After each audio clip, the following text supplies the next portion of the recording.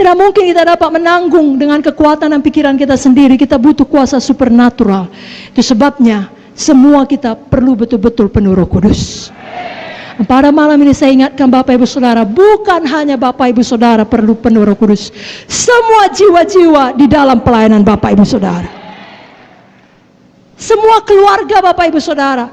Jangan berpuas, sudah kebawa altar call, sudah mengaku dia Yesus Tuhan, betul, bagus sekali. Tapi tidak cukup di situ, perlu selamat, lahir baru, yang artinya percaya Yesus Tuhan, bertobat dari dosa-dosa, perlu dibaptis dalam air, dan perlu penuh Roh Kudus.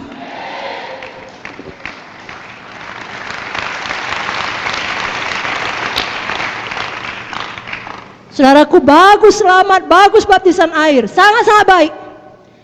Tapi kalau kita mau hidup yang berkuasa dan menang tadi, perlu baptisan Roh Kudus. Adalah Yesus sendiri yang membaptis kita dengan Roh Kudus. Keempat Injil menuliskannya. Saya bacakan Matius 3 ayat 11, Markus 1 ayat 8, Lukas 3 16, dan Yohanes 1 33. Matius 3:11, aku membaptis kamu dengan air sebagai tanda pertobatan, tapi ia yang datang kemudian daripadaku lebih berkuasa daripadaku, dan aku tidak layak melepaskan kasutnya. Ia akan membaptiskan kamu dengan Roh Kudus dan dengan api. Markus 1:8, aku membaptis kamu dengan air, tapi ia akan membaptis kamu dengan Roh Kudus. Siapa membaptis? Yesus membaptis dengan Roh Kudus. Lukas 3:16, Yohanes menjawab dan berkata kepada semua orang itu, aku membaptis kamu dengan air, tapi ia lebih berkuasa daripada aku akan datang dan membuka tali kasutnya pun aku tidak layak. Ia akan membaptis kamu dengan Roh Kudus dan dengan api.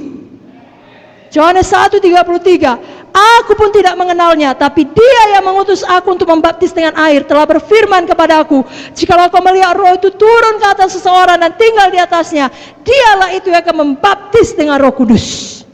Jadi kalau sampai diulangi dalam keempat Injil, Tuhan mau semua anak-anaknya sampailah kepada kepenuhan itu.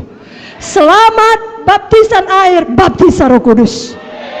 Jadi mari kita PKS PSE berjuang sampai jiwa itu demikian. Lalu dia tinggal di rumah Tuhan. Saudaraku, Tuhan Yesus yang adalah teladan kita semua tahu juga penuh Roh Kudus. Dibaptis air dan penuh Roh Kudus. Matius 3:16. Sesudah dibaptis, Yesus keluar dari air. Pada waktu itu juga langit terbuka. Ia melihat Roh Allah seperti burung merpati turun ke atasnya. Kalau Yesus sendiri perlu penuh Roh Kudus ketika dia masih hidup di dunia ini, apalagi kita. Apalagi saudara, apalagi jiwa-jiwa yang kita layani. Sekali lagi, perlu selamat, lahir baru, perlu penuh Roh Kudus. Mari buka Alkitab saudara dari Kisah 2 ayat 38.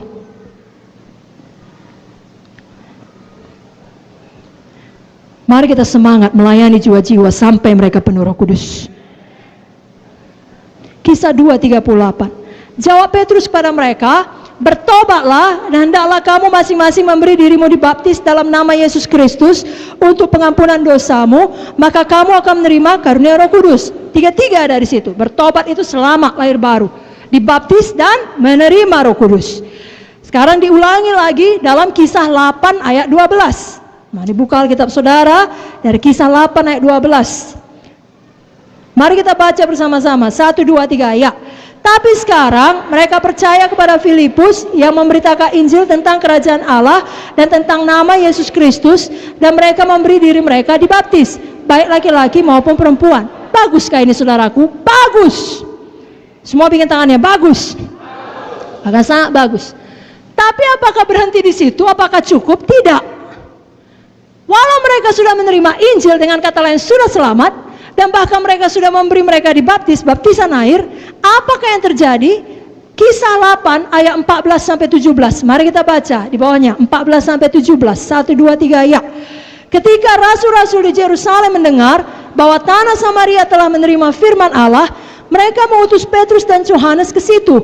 Setibanya di situ, kedua rasul itu berdoa supaya orang-orang Samaria itu beroleh Roh Kudus. Sebab Roh Kudus belum turun di atas seorang pun di antara mereka, karena mereka hanya dibaptis dalam nama Tuhan Yesus. Kemudian keduanya menumpangkan tangan di atas mereka, lalu mereka menerima Roh Kudus. Haleluya. Katakan amin. Berikan tepuk tangan bagi Tuhan Yesus. Satu ayat lagi saudaraku, Kisah 19 ayat 1 sampai 2. Mengenai perlunya ketiganya. Tidak cukup 2 saja. Kisah 19 ayat 1 sampai 2. Mari kita baca bersama-sama. 1, 2, 3. Ya. Ketika Apolos masih di Korintus, Paulus sudah menjelajah daerah-daerah pedalaman dan tiba di Efesus. Di situ dapatinya beberapa orang murid. Katanya kepada mereka, "Sudahkah kamu menerima Roh Kudus ketika kamu menjadi percaya?" Akan tapi mereka menjawab dia, "Belum. Bahkan kami belum pernah mendengar bahwa ada Roh Kudus." Nah, coba dengarkan baik-baik. Kenapa Paulus menulis ini? Kenapa Paulus berkata seperti ini? Pada waktu dia pergi satu tempat, dia temukan ada murid-murid yang percaya kepada Tuhan Yesus. Lalu ditanyanya, "Apakah kamu sudah menerima Roh Kudus ketika kamu menjadi percaya?" Bukankah saat kita percaya, dengan kata lain saat kita selamat menerima Yesus, dengan sendirinya kita juga menerima Roh Kudus? Jadi kenapa ditanya Paulus? Apakah teologi Paulus salah? Tidak. Tidak mungkin salah. Dia menulis sebagian besar daripada kitab-kitab perjanjian baru. Amin, saudara. Maksudnya di sini adalah Paulus mau mereka menerima baptisan Roh Kudus, dipenuhkan di dalam Roh Kudus dan berdoa bicara dalam bahasa roh. Itu sebabnya kita baca seterusnya ayat 3 sampai 6. 1, 2, 3. Ya. Lalu kata Paulus kepada mereka, "Kalau begitu dengan baptisan manakah kamu telah dibaptis?" Jawab mereka, "Dengan baptisan Yohanes." Kata Paulus, "Baptisan Yohanes adalah pembaptisan orang yang telah bertobat, dan ia berkata kepada orang banyak bahwa mereka harus percaya kepada Dia yang datang kemudian daripadanya, yaitu Yesus." Ketika mereka mendengar hal itu, mereka memberi diri mereka dibaptis dalam nama Tuhan Yesus. Dan ketika Paulus menumpangkan tangan di atas mereka, turunlah Roh Kudus ke atas mereka, dan mulailah mereka berkata-kata dalam bahasa roh dan bernubuat. Waktu saudara layani jiwa, jelaskan sejelas-jelasnya. Roh Kudus bukan hanya untuk murid-murid Yesus dan 120 orang yang tertulis di Kisah Para Rasul 2, tapi untuk kamu dan untuk anak-anak kamu, untuk sebanyak orang yang dipanggil Tuhan, untuk kita semua janji itu. Berikan tepuk tangan saudaraku, amin.